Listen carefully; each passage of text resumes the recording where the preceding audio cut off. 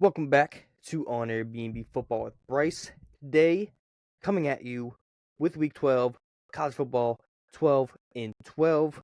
Before we get into that, please make sure to like the video, subscribe to the channel, share with everybody you know, and then please help me and Brandon reach the goal of this channel, which is to bring you guys better content, get to stadiums, tailgate, have fun, throw the goalposts in the rivers. That is the theme of this season because that's what's happening every single week. And college football is pretty crazy. It's a great college football season. Let's get into the 12 and 12 for week 12. Another crazy week in college football. Crazy games, crazy things, goalposts going down. Yeah, let's get into it. So we're gonna start at number 12. A lot of guys moving around, but number 12 for me is going to be Boise State. Boise State, like I've mentioned, the only loss they have is to the number one team ranked in the country, Oregon. So Boise State should win out, should be a team that wins out. Doesn't have, the toughest schedule or whatever, but should win out, should sneak in to these playoffs, probably as a 12 seed. But I really like Boise State. Of course, Ashton Jeanty is a Heisman favorite. Probably should. I mean, he's probably my favorite to win the Heisman. He's my favorite, player out of Cam Ward and Travis Hunter to win the Heisman. I like what I love watching him play football, but I think he should win. But Boise State is a good team. They are a good team. They got a good defense. They have a really good defensive line. Probably honestly one of the best in college football. They have that. They have that great running game. They can throw the ball decently down the field, and they went toe to toe with Oregon. I know it was an earlier in the season Oregon team, but I really feel like Boise State can play with some of these big teams. So I like them at 12. Going to number 11 is a team that got helped out a little bit. Keep sliding by. It's BYU for me. Got to keep BYU in there. They are undefeated. I'm not huge on BYU this year. I'm really not. They haven't beaten anybody significant in my eyes, really, besides SMU at the beginning of the season, which SMU wasn't even what they are now, I don't think.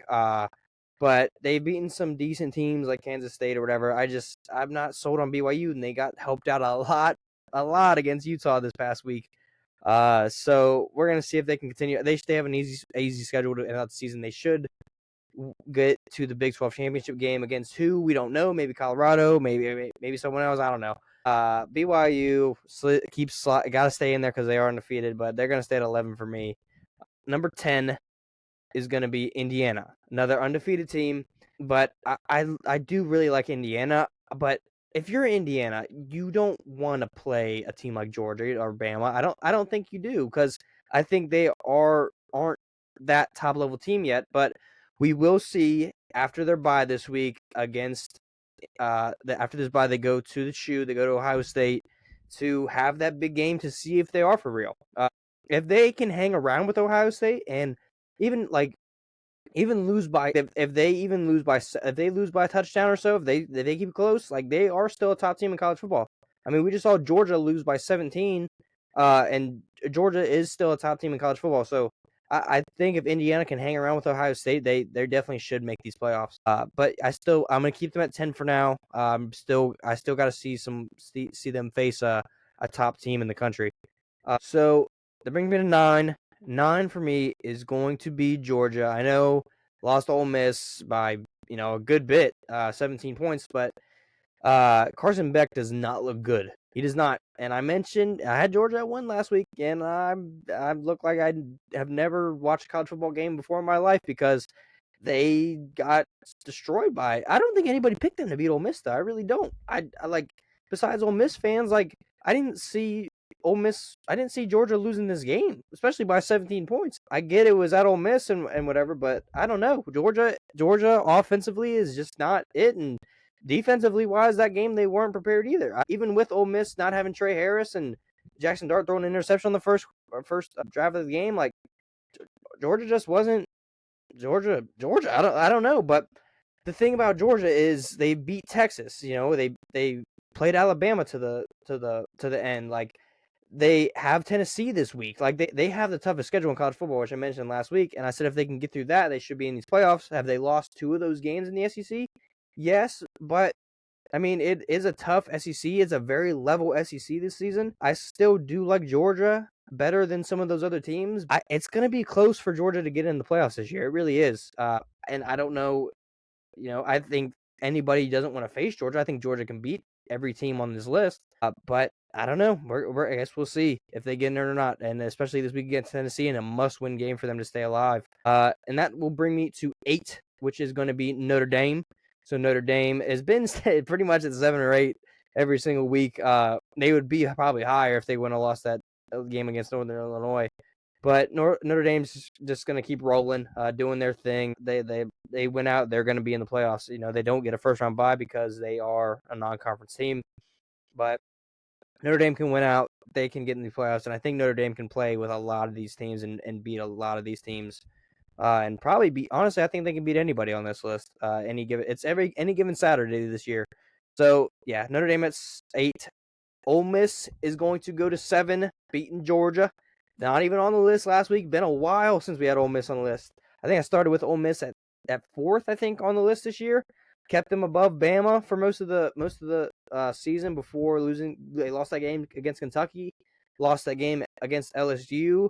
But they did beat the big dogs in Georgia, and they are going to move to number 7. They beat Georgia without Trey Harris. Jackson Dart left in the first, left the first drive of the game through an interception. Their backup went in, played good football, drove down, got a touchdown. Jackson Dart came back in and led Ole Miss to a win. Goalpost went down. But yeah, I like Ole Miss at 7. That brings me to 6, which is a really good, really hot Alabama team right now. Destroyed LSU in Baton Rouge. Jalen Milroe looked like he did earlier in the season, looking like a Heisman favorite with, I think he had 187 rushing and 4 touchdowns, I think that's what he had. But, I mean, he looked like his old self. Alabama defense was dominant in the game.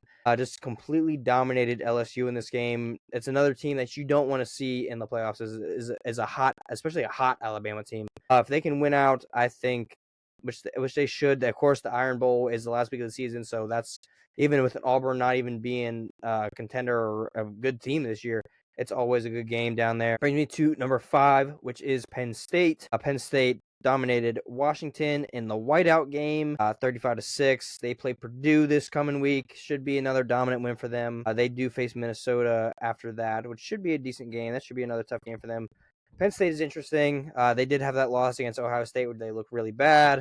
They've had some good wins against good teams like USC, Illinois, stuff like that, Wisconsin, but they aren't top-ranked teams.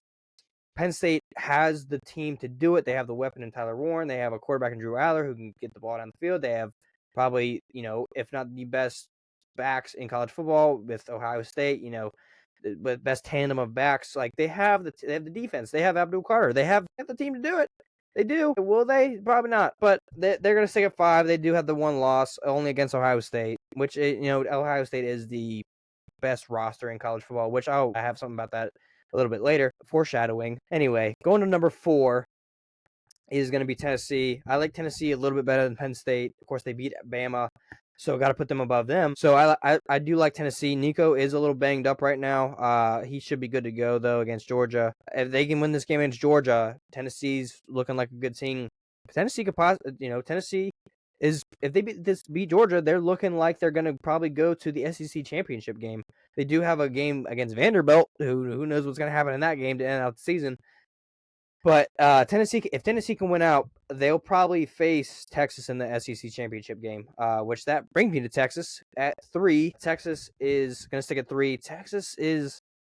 They are a good team. Had that only loss against Georgia. They haven't played the toughest schedule this season, but it's just such a talented Texas team, such a good Texas team.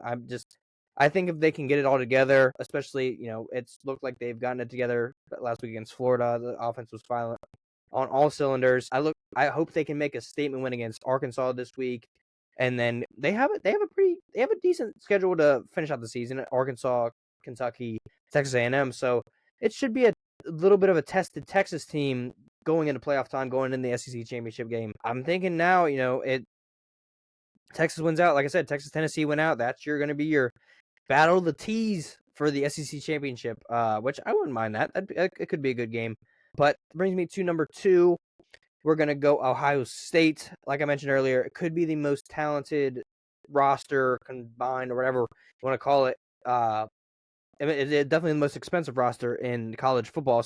This Ohio State team is, built or whatever, bought to win the national championship. So if they kind of don't this year, it is bust for Ohio State, for Ryan Day.